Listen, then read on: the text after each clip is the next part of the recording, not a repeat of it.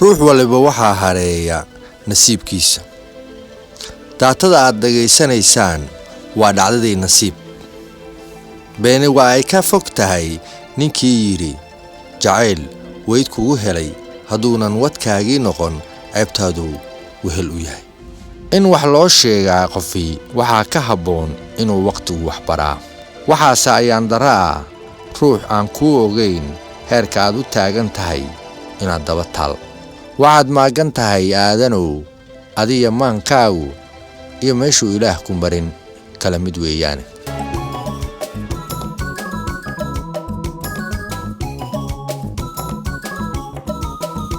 waxay dhalisay culays hor leh geeridii ku timiday xasan aabihii. xasan muusan lahayn xoog iyo xirfad uu ku shaqaysto, waayo da'diisu waxa ay ahayday 11 jir ishadii uu go'ay aabihii. waxaa ifka la dhashay 4 gabdhood, mid qura ayaa ka weyneed waxaan sidaa u qumanayn sanad.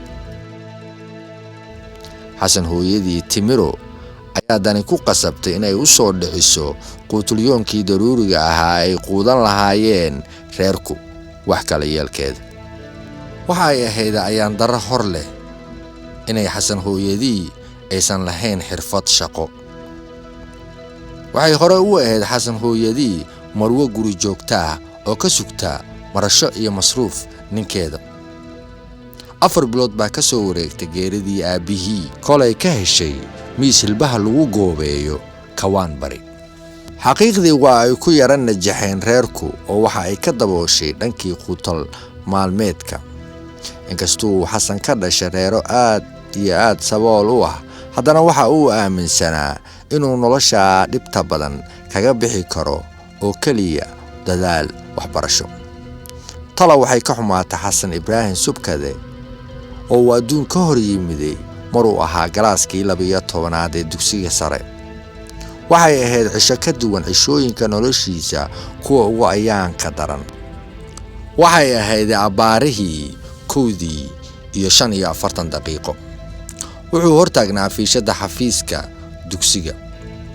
ulajeedadiisu waxa ay ahayd inuu la kulmo foomasterkiisa ahaana macalinkiisa xisaabta si ay uga wada hadlaan arrimo quseeya waxbarashadiisa. 3 ilaa 4 daqiiqo kol uu taagnaa xafiiskii hortii, welina uusan la kulmin macallinkii ay ballansanaayeen baa gabar uusan weligii indha ka qaadin salaam ku boobtay. isagii oo aan weli xasan ka qaadin salaantii bay misana su'aashay, ma adiga wiilka boorka dugsiga horyaalka u sita? si fudud buu xasan wuxuu u yiri, walaal kuma fahmin. mar labaad iyadoo dhoola cadaynaysa bay misana ku celisay, soo adiga ma aha wiilka horyaalka dugsiga u sita oo boorka ku dhagan? si fudud buu u yiri xasan, waa aniga. intay dhoola cadaysay bay gacan u taagtay oo misana raacisay, magacaygu waa Daruuro oo waxaan ahay ardayda cusub sanadkan Firish Dagool. wuxuu la yaabanaa sida ay durbaba isu bartay iyo xawliga ay ku socotay. inkastoo xasan ibraahim subkada uu ahaa wiil magaalo ku dhasho misana ku koray, haddana barashada gabdhaha, la sheekoosigooda iyo guud ahaan haasaawaha uma caddayn. dabcan barashada Daruuro markaa kuma uusan faraxsaneen, mana aysan ahayn mid iyada u gaara iyo nacayb shakhsiyadeed. waxaa arqaladaynaysay noloshiisa. waxaa kaliya oo u sawirnaa nolosha iyo waqtiga adag ee ku habsaday, oo waxa uu aaminsanaa inuu mar uun kaga bixi karo noloshaan adag waxbarasho iyo ilaah uu tala saarto.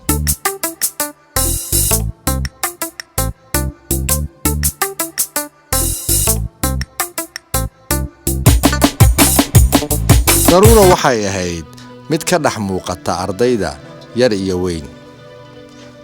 waxay ahayd misana mid aad u qab weyn, taasoo ay u helido iyada oo ka dhalatay reere aad iyo aad qani u ah misana madi ah. xaqiiqdii waxay u haysatay inuusan jirin ruux sanku neefla ah oo iyada ku darajo ah. waxay kaloo aaminsanayd in adduunkooda uu hoos yimaad iyada, sidii ay doontaana ay ugu tagrifali karto iyadoon cidina ka haybaysan wax alle waxa ay sameynayso wanaag iyo xumaan. taasi waxaa suuragal ka dhigay baadyara moodaa habnololeedka ay ku nooleed markaa daruuro. ardayda badi iyo indheergaradku waayuhu waxa ilaa iyo haatan ay la yaaban yihiin sidii wada hadal u dhaxmaray daruuro iyo xasan iyo sababta dhalisay haasaawe. si waliba ha u timaadee haasaawihii heehaabayay hawada wuxuu ahaa mid labada geesood lala dhacsanaa, sitayna xamaasad iyo xiise gaara, kuna dhammaanayay jawi farxadeed. dadku waa uu isku maqan yahay, la yaab ma leh ruux wax u sheega inuu ku soo kordho waqtigaaga. waa caadi mararka qaar in lagu xantaa, in war lagu keenaa, in wax lagaa sheega. waxaa looga warramay daruuro nolosha dhabta ah ee uu ku nool yahay xasan ibraahim. waxay durbadiiba daruuro madaxa ka lushay waqtigii ay siisay. waxay kaloo istustay in ay gaf shakhsiyadeed ka gashay nafteeda iyo qoyska ay ka dhalatay. waxaa loo keenay xasan waraaq isagoo ku jiro xisad. durbadiiba waxa uu kala furay warqaddii. waxaa ku qornaa ku socota xasan. shimbir waliba wuxuu la duulaa shimbirkii. kuma aqaan maanta kadib haddii aan waddada isaga soo horbaxnana isma naqaan. ka timiday daruuro. xasan wax kastuu u muujiyey iyo si kastuu ula hadlay waxay door biday diidmo qayaxan.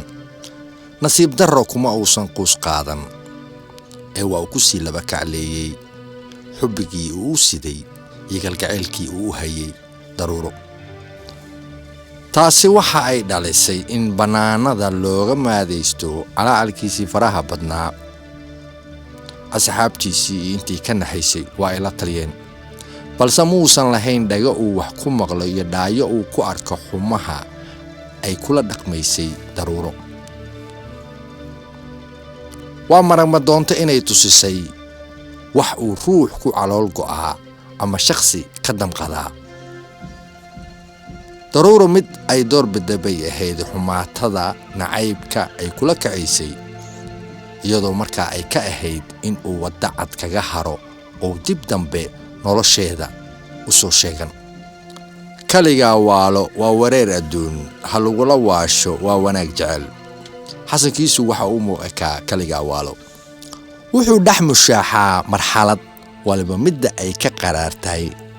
niyaddana uu iska leeyahay maalin uu bay kuu soo calool dabci baa maalinkii dambe daruuro waxaa looga soo wariyey inay rabto inay ku soo oogto dacwad.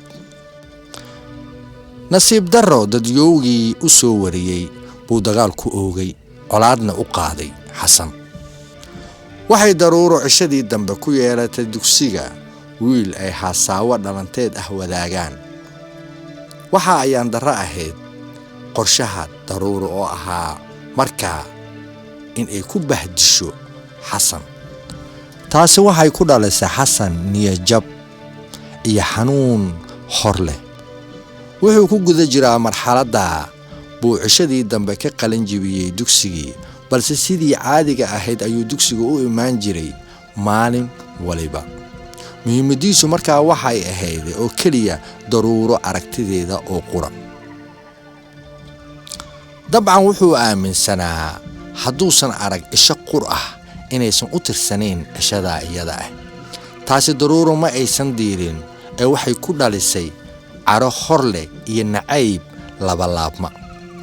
ku dhaga hadalka iyo xumaha kale xasan waxaa kaga darnaa alaaba xilliga rawaxaadda dugsiga, iyadoo garabka soo qabsan jirtay wiilkii ay wadaagayeen dhalanteedka. dhunkashada, dhabanka salaaxa iyo dhaxda la isku haysto waxay ahayd mid si toosa u damqayso laabta xasan. ha yeeshee iyadu waxay u ahayd waxay u bareertay oo ay misana ku bahdilaysay.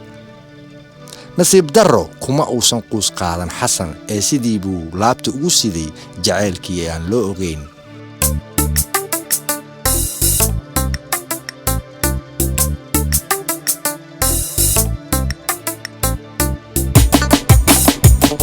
waa hubaal inuu ahaa ardayga ugu dhibcaha sarreeyay dugsiga sare ee Xamar.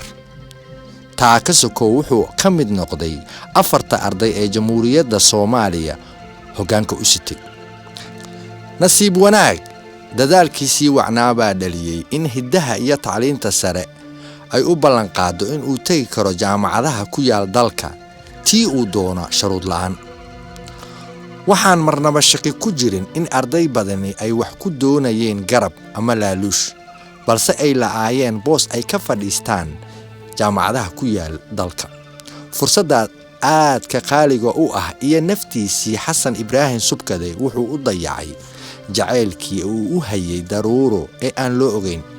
suuragal bay ahayd 99% haddii Xasan uu bilaabi lahaa jaamacad ku taal dalka gudaheeda inuu heli lahaa kooras dibadeed. kolay ka soo wareegtay muddo 2 sano ku dhawaad ayaa dhammaan ardaydii iyo macallimiintii wada ogaadeen muhiimadda uu u yimaado Xasan dugsiga isha waliba inay tahay aragtida Daruuro oo qura. ardaydii badi waxay colaad u qaadeen Daruuro. taasi waxay sii gaarsiisay Daruuro heer ay gacan ula tagto. run ahaantii haddii ay awoodi lahayd qudhayba ka jari lahayd nacayb ay u qabto awgeed. dhowr gabdhood oo Daruuro dugsiga la dhigto ayaa niyadda iska yiri talow haddaad kan oo kale aad heli lahaydeen mama aad iishooteen inta aad nooshihiin waqtigiin. wax ku dhiba ama been kuu sheegaana maad aragteen. ee gabadhu nasiib darana. waxay gabdhuhu la dhacsanaayeen wanaagga uu u hayay Daruuro kuna salaysnaa kalgacayl si dhab ah ugu xariiqan laabtiisa. waxayse mar qur ah wada yiraahdeen ileen baadi nimaan lahayn bay ag joogtaa. waa hubaal in ruux waliba si wax u arko. iyadu waxay aaminsanayd noociisa oo kale haddii ay reerkooda u geyso in ay tahay sharafka dhac iyo magac xumo u soo hoyatay qoyska ee iyadu ka dhalatay. su'aal baa taagan oo maxaa Daruuro markii horeba ku dhaliyay inay haasaawo la wadaagto Xasan. waa maragma doonta ah inay markii horeba ka ahayday tusi hablaha dugsiga kula dhigtaa inaad soo gacan gelin kartid wiilka horyaalka dugsiga u sita oo misana boorka ku dhagan. balse markii lagu caayay oo lagu xantay inay faraqa ku sidato nin faqri ah bay furka tuurtay. su'aali kama taagno in ulujeedadeedu markii horeba ay ahayd istustus, show off iyo halagaa sheego.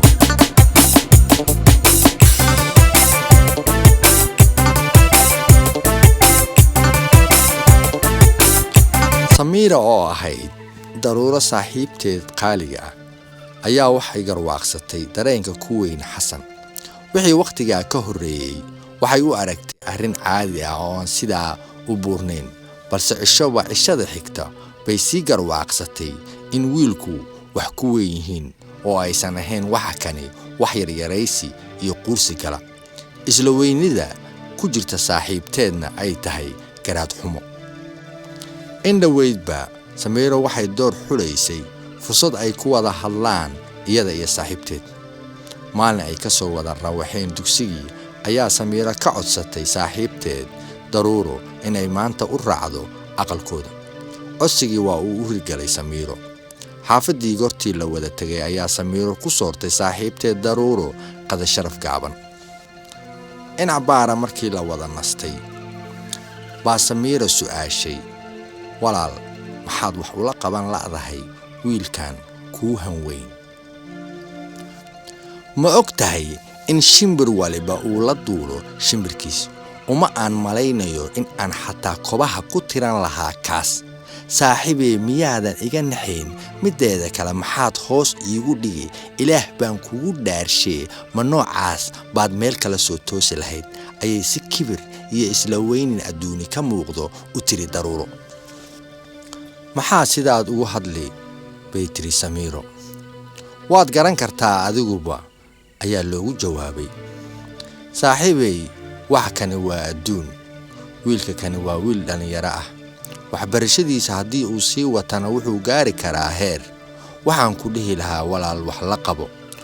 waxa ugu wacan adduunka nafku jecel aaminsanna hanashadaada iyo la noolaanshahaada waxay tahay ma jirto hanti adduun umana malaynayo daruuro in aad hanti adduun ceel u qabto ilaah wuxuu ka dhaliyay reer aad qani u ah waxaadna tahay madi bay Samiiro ku jawaabtay qosol ka jan ah ayay ku dhufatay daruuro isla weynina uu ka muuqdo hayeeshee qosolka Samiiro aad bay uga gubatay waxay siisan weyday marnama isla weyninka ku jira saaxiibteed ee naxariista oo ka gurtay daruuroy qof waliba wuxuu leeyahay dooq u gaara balse waxa ay andara ah shakhsi adigoo kala ah inaad yasto waxba ma ogid waxaan isku dayay in aan bal soo eego waxa laga sheegayo Umar yare ayaan ka codsaday inuu isoo tuso halka uu ku nool yahay Xasan saacadii bar waxaan ku qiyaasay buu marba luuq iga dusanayay wuxuu aqalkii hortaagay meel aan la moodin in uu bini'aadambi ku dhaqnayn waxa iga sii naxdin badneed kolkuu uu yiri Umar halkan buu ku nool yahay Xasan maxaad aragtay baa daruuro la su'aalay waxaan indha bini'aadan u roonayn bay si sare u tiri daruuro maxay taa wax ka yaabiyay baa la su'aalay nusboos ay ka dhisan tahay 2 qol oo mitir kuba ah baraako saqafka korana aad moodid baastamiir taa waxa iga sii darneed tiinka ku wareegsan aqalka dhanka bidix waxa ku yiil buul xun oo lagu dubo muufada waxa buulka ku agiil suuli aad ka dhex arki kartid ruuxa ku meyranayo taa waxa ka sii daran gudaafada hortaal aqalka bay si kibir iyo isla weyni ka muuqdo u tiri daruuroy su'aal baan ku weydiin ilaah baan kugu dhaarshay sida ay tahay ma iga jawaabi baa Samiiro codsatay soo daa ma su'aashay aabaha sida uu hantida ku yeeshay iyo noloshiisii kolkii uu yaraa baa la su'aalay daruuro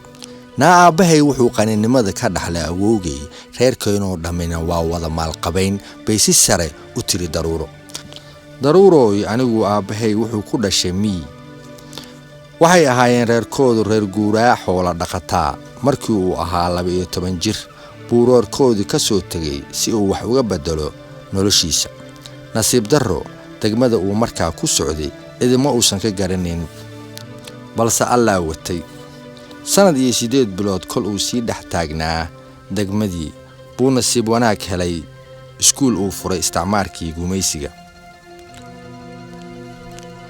waxa hooy u ahaa maqaaxi uu ka shaqayn jiray galin wuxuu samaystay kiishad yar oo uu ku aruursado shilimaadka laga siiyo si uu ugu iibsado buugaag kolkii uu 19 jirsaday buu iskuulkii dhameeyay dib buu ugu laabtay aabihii iyo qoyskii uu ka dhashay waxay reerkooda siiyeen oo ka go'ay 9 neef oo geela halkii buu ku beecgeeyay geelii kuna qabtay shilimaadkii uu ka aruursan jiray maqaaxida sanadaha bilooyin kadib wuxuu u kictimay dalka Masar nasiib darrase halka sanad baa kaga qasaaray balse sanadkii labaad horaantiisii buu helay waxbarasho heer sare ah 34 jir isagoo ah buu dib ugu soo laabtay degmadii uu ka kictimay nasiib darro ma uusan haysan hal shilin oo uu ku furto naftiisa nasiib wanaagsan wuxuu sitay shahaado sharciyada ah abukaati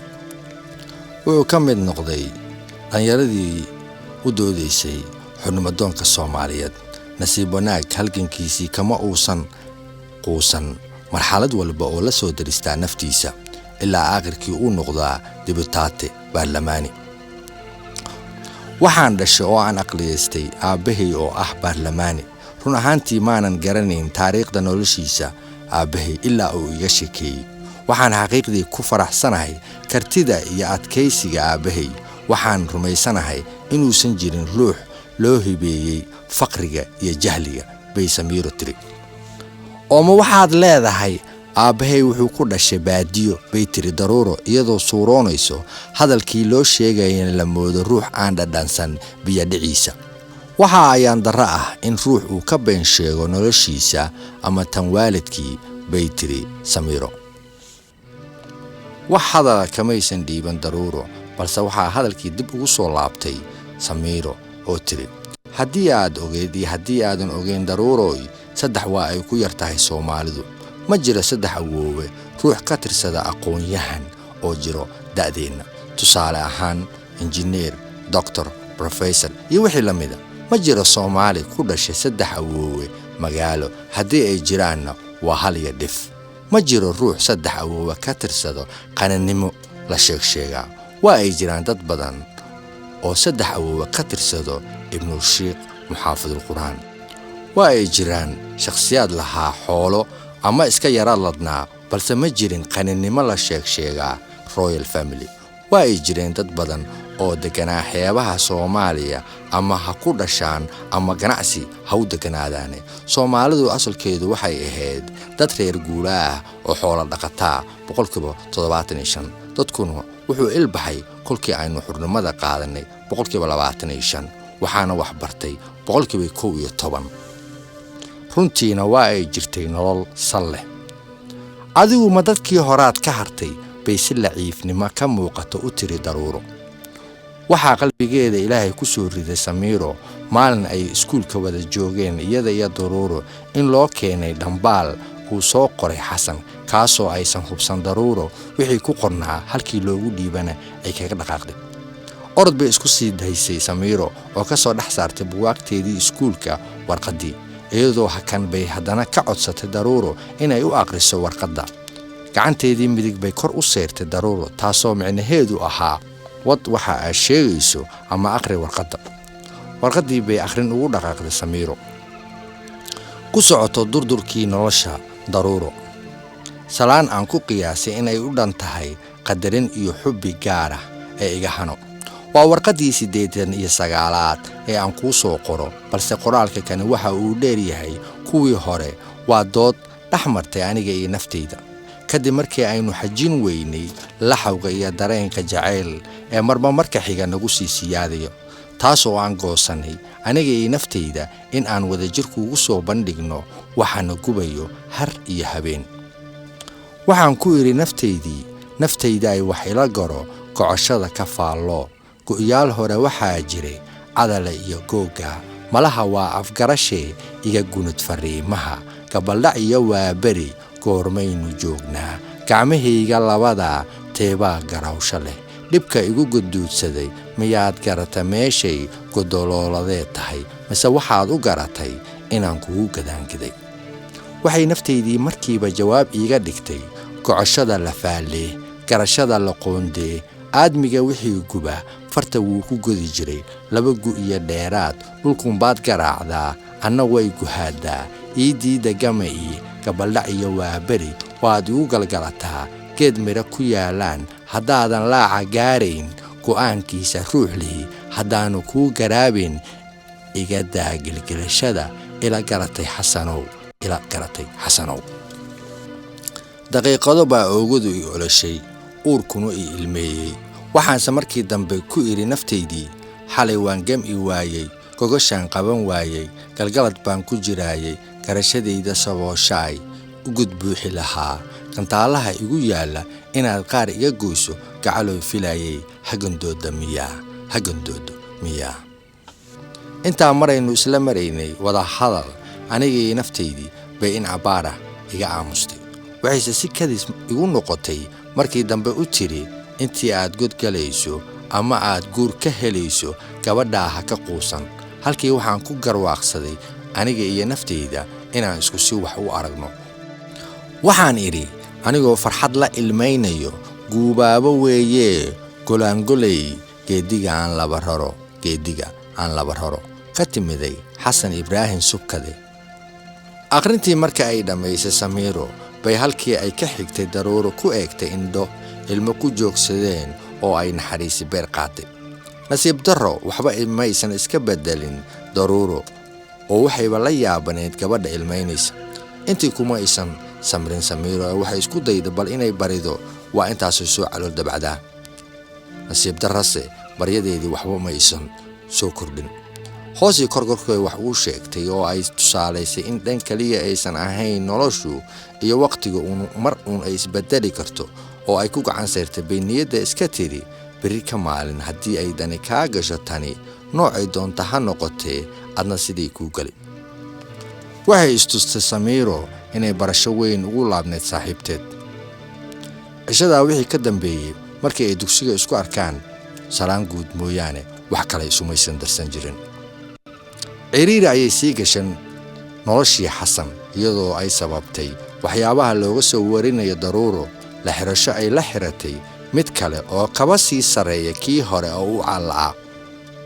waxaa sii damqa Xasan kolkii lagu yiri kuma aysan raacin ninka ay wadaagayaan haasaawaha cishqiga wax la yiraahdo ka helis, balse waxay la dhacday dhalaalka ka muuqda iyo hantida Rabbi siiyey. sariir buu ku ururay Xasan maalinba maalinka xiga waa uu ka sii darayay ilaa uu gaaray heer uu quudan waayo quudkii. dhuuntiisa waxaan biyo ahayn kama aysan dagayn. dawadiisu waxay ahayd Daruuro oo 24 saac magaceedu afku ku hayn jiray. asxaabtiisii iyo ehelkiisii intii ka naxaysay waa ay la taliyeen inuu gabadha iska iloobo. wax kastoo looga sheegaa Daruuro oo xumaana wuxuu asagu ayidsanaa inay tahay gabadhu mid ceebka saliima oo aan hore loo arag. bulshada uu la noolaa iyo kuwii yaqaanay iyo ehelka badi waxay aamineen inuusan fiyoobeen. qayb ka mid ah waxay aaminsanaayeen inuu yahay maraan dhaadhaana oo aan damiir shakhsiyeed lagu arag oo uu yahay xoolo nool. qaar kale waxay ayaguna aaminsanaayeen inuu sixran yahay ruuxu. waxgaradku kama qarsooneyn cilada jirto in ay tahay oo kaliya wax la'aanta haysata Xasan. ma ahayn nin fool xun oo gabadhu ka cararto. labada qoys ay ka kala dhasheen Daruuro iyo Xasan waa uu ka dhaxeeyay gogol fadhiisi iyo gabdho isweydaarsi. Hanad wuxuu ahaa saaxiibka kaliya oo lahaa Xasan Ibraahim Subkade. wuxuu qorshihiisu ahaa inuu la soo joogo saacad ilaa saacad iyo bar. kolkii uu isdhex taagay matarkubihii uu indhaweyd dhex jiifay Xasan buu indhaha u dhammayn waayay rafaadka ku sawiran oogadiisa.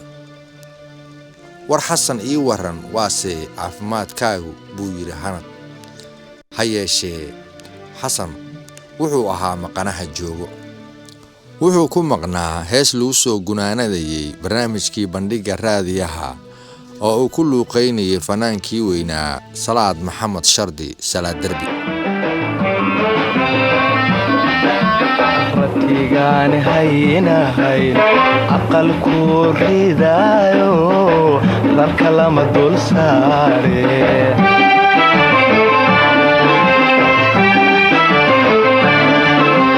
dumarkuna ramaaskiyo ramadgeelnin maalay ka raacayaane.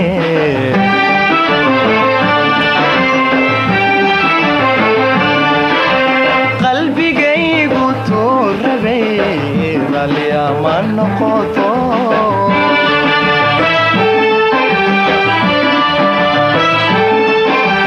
runka gaari waaya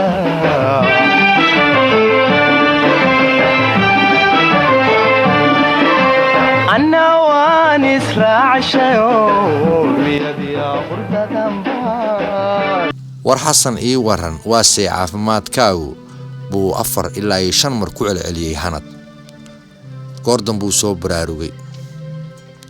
waqtigayga nasiibku xun baa kalifay in aan dul saarnaado habeen iyo dharaar sariir. wax walbana waa Ilaah mahadii buu Xasan ku warceliyay. Xasan oo dunidu wanaag kuma dhamaato ruux walibana siduu doono kama helo. wax waliba samir iyo dulqaad iyo calool adeeg baa looga gudbaa. waan ogahay oo marna ma moogi inuu jaceelku yahay maqaal ruux waliba si u fasirto. waana dareen garasho gaar ah sita. waana darsin aan ka tirmin laabtaada haddii aad aaminto ama aad ugu hoyato hoygiisii baa Hanad jiri. Hanadoo taasi run baad ka sheegtay. waxa intaan iga soo reebay waa samir buu yiri Xasan. waxaa hor yimid Hanad yaraantoodii iyo waagii ay dugsiga quraanka wada dhigan jireen iyo sidii uu ku ahaa dugsigii sare iyo firfircoonidiisii iyo dadaalkiisii waxbarasho iyo heerka uu maanta taagan yahay ee aan loo ogeyn. hore uma uusan gaabsan Hanad inuu la taliyo saaxiibkii, balse aad waxa uga sii xumaaday asagoo aan marnaba ka qaadan wax walba oo uu sheego. xasan oo ma rumaysan tahay dumarku waxa ay diidaan ama ay ka didaan in aan lagu karin, baa Hanad yiri. markiiba hadalka waxaa qabsaday xasan. dumar caayi maaye taanse anigu dooqay dadku igula yaabeen way damaaci badan tahay. afar gu iyo dayr baan dululaati aan jirin sida diinka eegmada daymada ku korin jiray. dadka qaar wuxuu yiri malaha wuu dardaran yahay, dadka qaar wuxuu yiri darbajiifo weeyaan, dadka qaar wuxuu yiri dulqaadkiisu badanaa, dadka qaar wuxuu yiri dayixii bil koowaad miyuu daawanayaa, dadka qaar wuxuu yiri dalxiis buu ku nool yahay, dadka qaar wuxuu yiri dawadiisii baa maqan, dadka qaar wuxuu yiri ileen duunya laawaha doqon baa la moodaa. taan doortay baa tiri dooqaygu waa lacag, taan doortay baa tiri dugsan maayo raganimo, taan doortay baa tiri madaneeyo ciilqabe.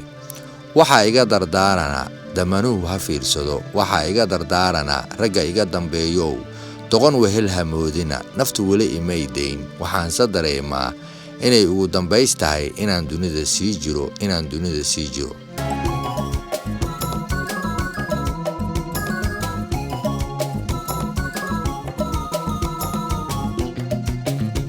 waxaa naxdin iyo murugo lahaa geeridii xasan ku timid. ninuu wadkii galay ma waaro. inkastoo ay geeridu xaq tahay, haddana tiisu waxaa sabab u noqday bay dadku badi leeyihiin gurigeyntii aqalgalkii daruuro. habeennimadii ay aqal gashay xasan ayaa isaganu naftu daysay. inkastoo asxaabtii ay wada dhigan jireen dugsigii sare badidood aysan wax waji ah u haynin daruuro, haddana waa ay maqashay isla subaxnimadiiba geeridii sida lama filaanka ah ugu timiday xasan. inuu darteed u go'ay wiilku ayay malayn weyse. waxa loo sheegayo ee dhagaheeda soo gaaraya bay mooday iska hadal iyo wax aan dhici karin. dharaartii ay joogto bay mooday gud curdama. jirirco baa wada dibaaxshay. durbadiiba ilmo aan xad lahayn baa soo dhaaftay indhaheedii. dib bay xusuus ugu dhaqaaqday. iyadoon meerkeedu xadidnayn ayay ka soo guda baxday aqalkii ay caruusada ku ahayd xalay, iyada iyo wadaha cusub ee gaarigeeda. waxay afka saareen wadadii abaaraysay goobtii uu ku noolaan jiray xasan. hore waa ay u garanaysay.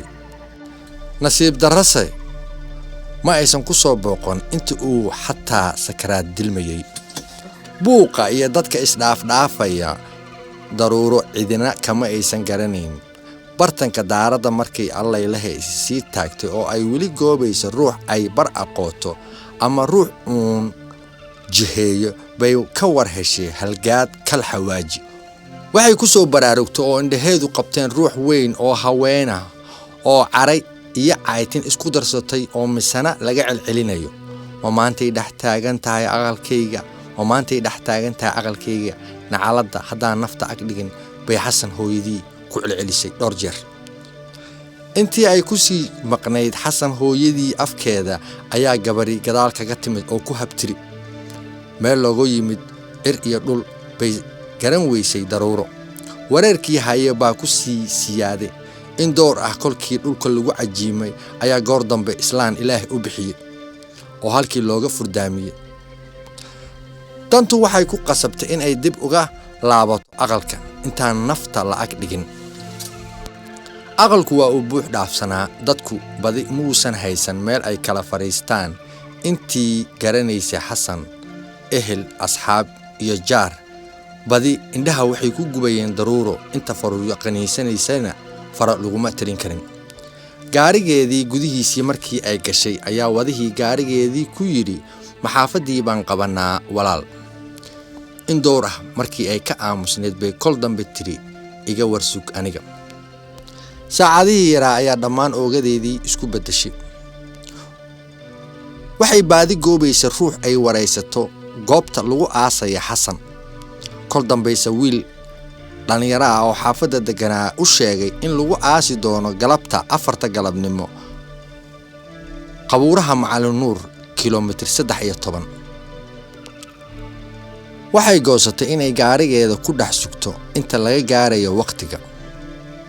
wiilkii dhalinyarada ahaa ee gaariga ku waday baa wuxuu su'aalay, wax yar aan ku su'aalo, wajigaagu ma fiicno walbahaar kugu biir, ummadii wadarteedna wax saar bay ku bideen, maxaa dhiiladan wariya ka hadla, ma waxyeelo ku gaaraa, ma war aan la filaynba, waxyaalaan ka dareemay tacsidaan weyraxayaal, maxaa dhacay, war moogii buu wiilkii yiri.